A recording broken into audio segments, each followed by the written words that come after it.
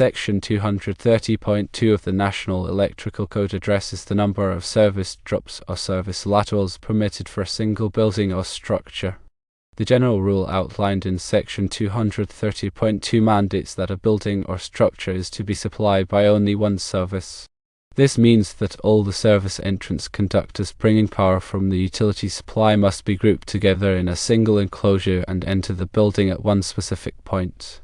The intent behind this rule is to ensure a single disconnect for the entire building, which allows for a safer and more controlled disconnection of power during emergencies or maintenance.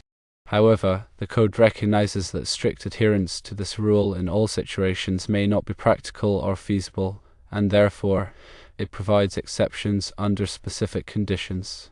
These exceptions allow for multiple services to a single building under certain circumstances. Firstly, Section 230.2 exception number 1 permits a separate service for fire pumps. This is because fire pumps are critical for life safety in the event of a fire, and having a separate, reliable power source ensures that the fire pump will continue to operate even if the main service to the building is compromised. Secondly, exception number 2 allows for a separate service for emergency, legally required standby, or optional standby systems. Similar to fire pumps, these systems are essential for safety and operational continuity during power outages or emergencies. Separating these systems onto their own service ensures that they will function independently of the main power supply. Thirdly, exception number 3 addresses situations where multiple occupancy buildings are large enough to qualify as separate buildings. This typically applies to large apartment complexes or commercial buildings, where each occupancy could reasonably be considered a separate building in terms of size and electrical load. In such cases, each occupancy may have its own service. Fourthly, exception number 4 pertains to capacity requirement.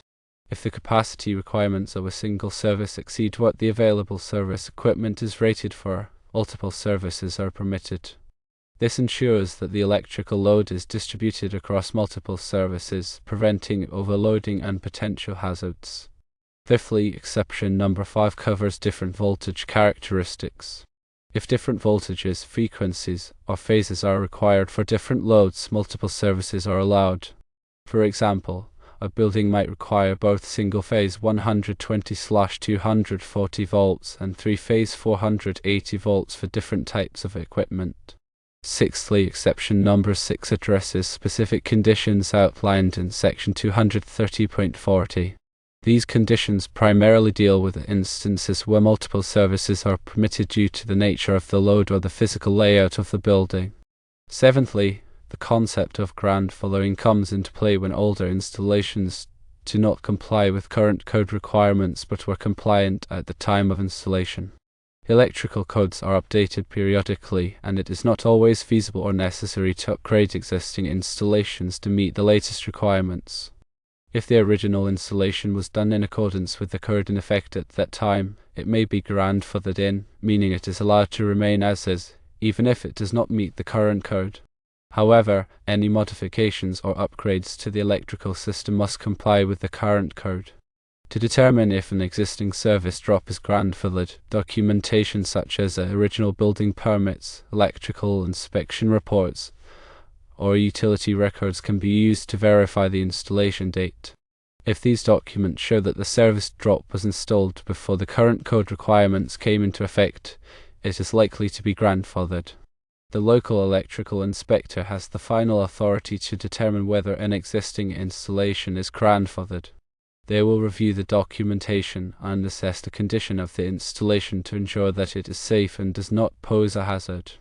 It is important to communicate with the inspector and provide them with all the necessary information to support the claim for grandfathering. In the specific case of a two-family home with two existing service drops, whether the installation is grandfathered depends on when the service drops were originally installed and the local interpretation of the code. If the service drops were installed before the current code requirements and are deemed safe by the inspector, they may be allowed to remain. However, if one of the service drops is being upgraded or replaced, the entire installation may need to be brought into compliance with the current code, which could mean consolidating the services into a single service. When performing a service upgrade, it is essential to coordinate with the local utility company. They will need to disconnect and reconnect the power supply, and they may have specific requirements for the service entrance equipment and metering. It is also important to obtain all necessary permits from the local building department before starting any work. These permits ensure that the work is inspected and complies with the electrical code. The electrical inspector will typically review the plans and specifications for the service upgrade to ensure that they meet the code requirements. They will also perform inspections during and after the installation to verify that the work is done correctly and safely. During the service upgrade, it is important to follow all safety precautions. This includes disconnecting the power supply before working on any electrical equipment, wearing appropriate personal protective equipment such as gloves and safety glasses, and using properly insulated tools. It is also important to ensure that all wiring is properly sized and installed according to the code requirements. This includes using the correct wire gauge for the load, properly terminating all connections, and grounding the electrical system. The grounding system is particularly important for safety. It provides a path for fault current to flow back to the source, which helps to trip the circuit breaker or fuse and prevent electrical shock. The grounding system must be properly installed and connected to the earth to be effective.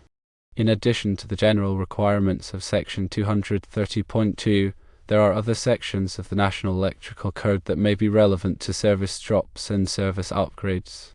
These include Section 230.6, which covers underground service conductors, Section 230.7, which covers other conductors considered outside the building, and Section 230.9, which addresses clearances.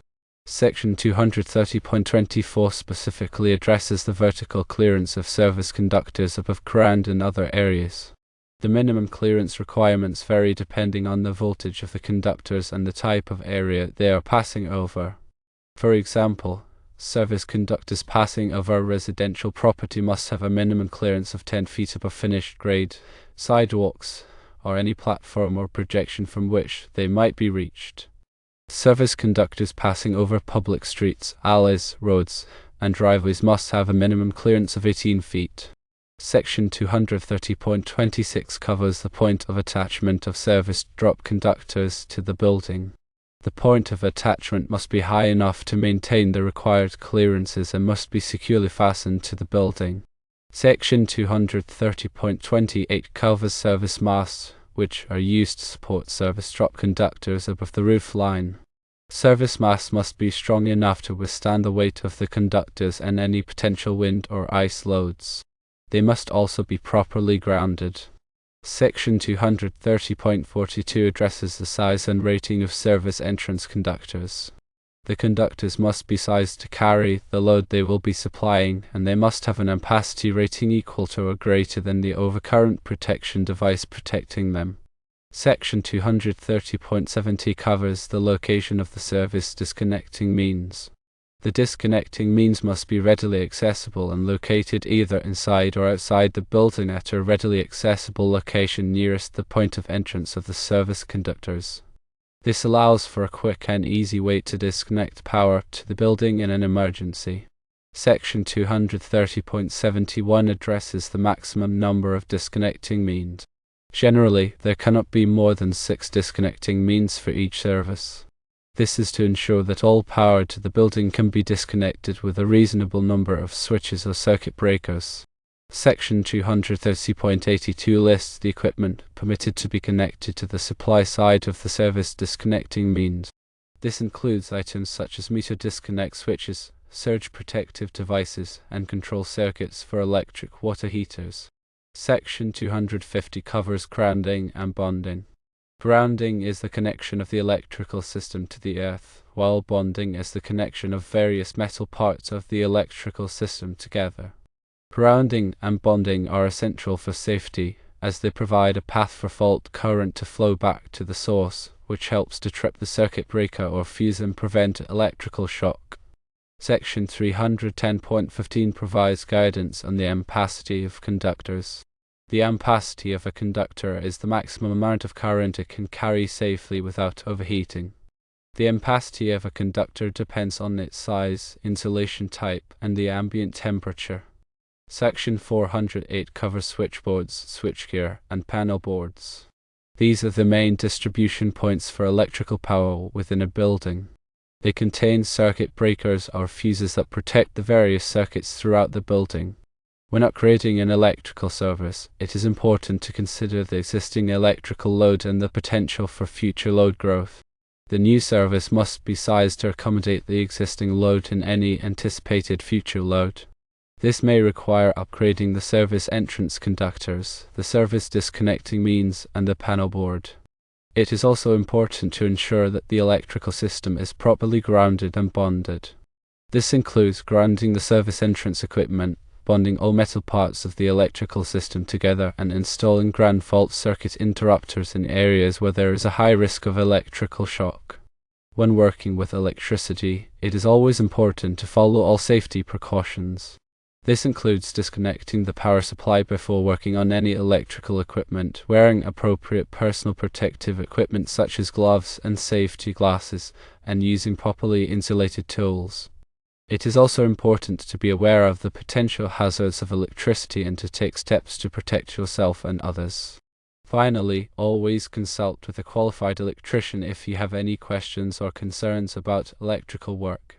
Electricity can be dangerous, and it is important to have a professional handle any electrical work that you are not comfortable doing yourself. Remember, the National Electrical Code is a comprehensive set of rules and regulations designed to ensure the safety of electrical installations. It is important to be familiar with the code and to follow it carefully when performing any electrical work. Staying informed about changes and updates to the code is crucial for maintaining safe and compliant electrical systems. Always refer to the latest edition of the NEC and consult with local authorities for any specific requirements or interpretations. By adhering to the code and following safe work practices, you can help to prevent electrical accidents and ensure the safety of yourself and others.